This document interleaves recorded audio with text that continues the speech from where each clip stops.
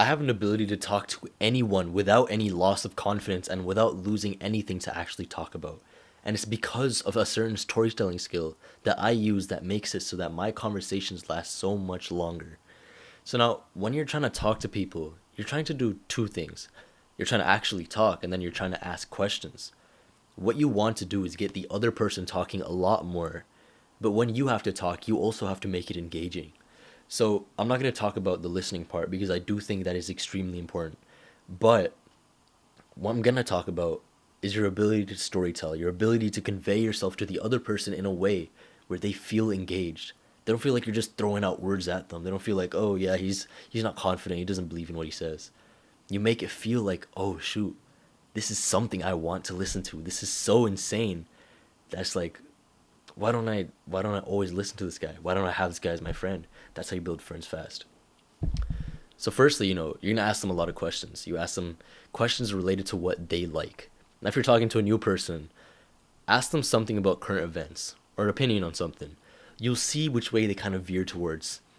And if you want to tell a story on whatever they veer towards, tell it in two or three different ways. The first way is when you release dopamine. Might be wondering, okay, what does dopamine have to do with this? When you talk to people, you're trying to release chemicals in them because whenever we conversate, we're always releasing chemicals. We're always doing some kind of chemical. Our brain's always doing something, bro. So dopamine comes when we anticipate something. If you go to a movie and you think that movie was really, really good, the reason you think that movie was really good is because it released a lot of dopamine in your brain. And if it releases dopamine in your brain says, oh, like I love stuff like this. Give me more of it. But that movie was one of a kind and you're like, oh yeah, okay, it was a really good movie. That is where dopamine comes from. And if you release that in another person, they'll say, oh, I want to keep on coming back. I want to get more of this dopamine. You're making yourself a drug to them because drugs also release dopamine. You are addictive if you tell these good stories. And to tell these good stories, you make it so that you make them anticipate something. And this is the general story, right? You start off with, okay, here's a character, right? Here's what I'm doing. I'll kind of give you a story. So I was going to a job interview, right? I was going to this job interview. I'm like, okay, I'm going to go in. I'm going to try to figure out who this guy is. I met him over email. Like, okay, hello, I want to apply to this job interview. It's on data analysis. I want to show my skills to you. I want to see what it's like. He's like, okay, great. Yeah, come in. It's a quick email. He wrote back. He's like, yes, come. Let's do an interview. It's like very stern. It was very straightforward. I'm like, all right, okay. I'll come in. He said, come in on Tuesday. So I got ready on Tuesday, right? I came in. I went right in. And I went to his room. He said it was on the third floor. So I go to this room. I knock. And no one opened it for like a minute. So I knocked again. I'm like, okay, this is like a scam. Knocked again. And no one came. So I went back out. Went to the main administrator. I'm like, okay, where's this person at? They're like, oh, the assistant should be in there. And while I'm talking to her, like the assistant comes out from the room. She's like, Joe will be right with you. That was the guy who was interviewing me. And so she's a very odd individual, right? She was just standing there. She had long legs. She had like a really neutral face. You couldn't read her emotions. It was just like this random woman. It's like Asian. It was like really weird to read her. So she's taking me down this long hallway. And at the end of the hallway is a room. She's like, he'll be right down there. And I'm like, where? There. Where? She's just pointing down the hallway. I'm just standing beside her like, okay, am I coming with you? She's like, no, go yourself. It's all right. She's right there. Just go knock on the door. And inside the room, it's like a blurred wallpaper. And I can see three individual figures just talking. They're just talking amongst each other. So I'm walking towards the room. And behind me, she calls me. She's like, Benit. I look back. And what she said was really interesting. And it got me really scared for the meeting. I've just aroused dopamine in you. Now, if I don't tell you what she's going to say, you're going to be a little pissed. You're going to be, come on, tell me what she says, right? I'm not going to tell you. But that is how you create dopamine in people. I may not have told that story perfectly, but I did release a sense of dopamine in you where you feel like, oh shoot, this guy tells good stories. I want to hear what he's talking about.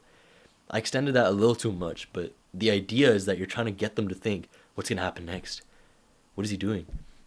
And generally, you're trying to do it by making them wait for something.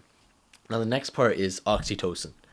You're trying to release oxytocin, and generally, this chemical is known as the love chemical, right?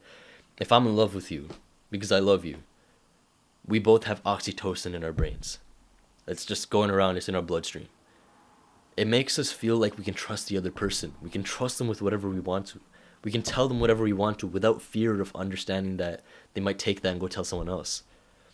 So to release oxytocin, you have to become a very empathetic character. And this is by doing stuff that makes you extremely uncomfortable. It's by telling your own stories. Now, I can tell you this one story. This one time I had to go to the hospital because my grandfather fell from the stairs. He was just walking down, he had a disease that made it difficult for him to walk. And he didn't have any ability to think. His Parkinson's disease. He didn't have any ability to think. And he didn't know what he was doing. So he's walking down the stairs and he just fell face forward. We had to take him to the hospital. It was really bad. Everything was cracked. It's probably the worst things I've ever seen in my entire life. I wish no one else could ever see that.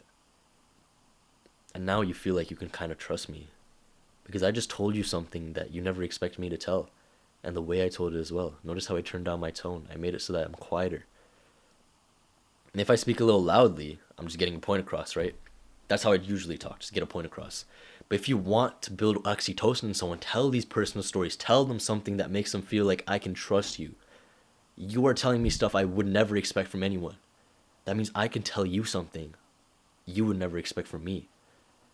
Now, those are the two things you can release that should be used the most, and those are probably the most you would ever use. Dopamine for telling good stories, for making people watch your videos, and oxytocin for making people trust you, building good relationships, building good friendships, all that stuff. And the third one is endorphins. This one's usually better within a leadership environment, and you're trying to do this through making them feel more creative, making them think much more. And this is by asking more and more questions. Questions that gets them thinking. Very open-ended usually. So if I get into a story, I say, what do you think that meant? What do you think happened when this happened here? So for example, I'll tell you the same story about getting a job interview. I'd ask you, what do you think she said when I turned back? If you still remember. What do you think the interviewer would have said to me? This is creative. It gets them thinking. Oh, okay, let me try and answer this question. And this makes them more inquisitive. It makes them feel like, okay, this person trusts my intuition, trusts what I'm trying to tell them. It makes them build a stronger bond to you because they feel like they've provided value to you and you've provided a lot of value to them. So they feel like they're in debt. So they're going to tell you a really good solution. This is better for leaders, right? Because you want your employees, you want your tribe members, you want them to do better. And to do so, release those endorphins. Ask a lot of open-ended questions and do not push them down for any answer they give. Say, that's a good idea, but how about this? Or is there any way you can rephrase that? Or is there a better way you think you can do that? These are all ways, dopamine, oxytocin, and endorphins, these are all ways to communicate with people. And if you master these three things, I can tell you right now, every single relationship in your life will be improved. You'll have people wanting to always talk to you because you tell the best stories. You'll have people always wanting to be in relationships with you, make long, deep friendships, get good partners, because you're able to build a bond with them.